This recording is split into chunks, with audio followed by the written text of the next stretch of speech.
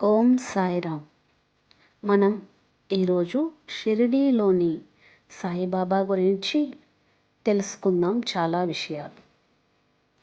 మొదటగా అక్కడికి వెళ్ళినప్పుడు సందర్శించవలసిన చూడవలసిన ప్రదేశాలు. సమాధి మందిరం, బాబా పవిత్ర శీర్షం, ఆయన సువర్ణ విగ్రహం ఇక్కడే ఉన్నాయి. తరువాత ద్వారకామాయి, బాబా తన జీవితంలో ఎక్కువ భాగం గడిపిన పాత మసీదు ఇక్కడే ఉంది. చావడి, బాబా ఒకరోజు విడిచి ఒకరోజు రాత్రి వేళల్లో ఇక్కడే నిద్రించేవారు. గురుస్థాన్, వేప చెట్టు కింద బాబా మొదటిసారి ప్రపంచానికి కనిపించిన పవిత్ర స్థలం. లెమ్డిబాగ్, బాబా స్వయంగా నీరు పోసి పెంచిన తోట, ఇక్కడ నిరంతర దీపం వెలుగుతూ ఉంటుంది. ఇక ఆలయ వేళలు, మందిరం ప్రతిరోజు ఉదయం 4 గంటలకు తెరుచుకుంటుంది, రాత్రి 11:15 మూసివేయబడుతుంది. రోజుకు 4 సార్లు హారతులు జరుగుతాయి.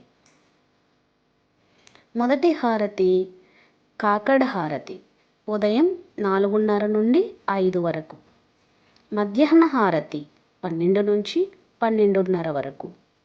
ధూప్ హారతి సూర్యాస్తమయం సమయంలో 6:15 నుండి 6:45 వరకు. సేజ్ హారతి రాత్రి 10:30 నుండి రాత్రి 11 గంటల వరకు. ఇక ప్రసాదాలయం, షిరిడీలోని శ్రీ సాయి ప్రసాదాలయం ప్రపంచంలోని అతిపెద్ద సోలార్ వంటశాలలో ఒకటి. ఇక్కడ ప్రతిరోజు వేలాది మంది భక్తులకు చాలా తక్కువ ధరకే, ఒక్కొక్కసారి ఉచితంగా అత్యంత పరిశుభ్రమైన రుచికరమైన భోజనం అందిస్తారు. ఇక వసతి సౌకర్యాల దగ్గరికి వస్తే, శ్రీ సాయిబాబా సంస్థాన్ ట్రస్ట్ భక్తుల కోసం చాలా తక్కువ ధరల్లో వసతి గృహాలను నిర్వహిస్తుంది. సాయి ఆశ్రమం, భక్త నివాస్, ద్వారకామాయి వసతి గృహం, వీటిని సంస్థాన్ అధికారిక వెబ్సైట్ ద్వారా ముందుగానే ఆన్లైన్లో బుక్ చేసుకోవచ్చు.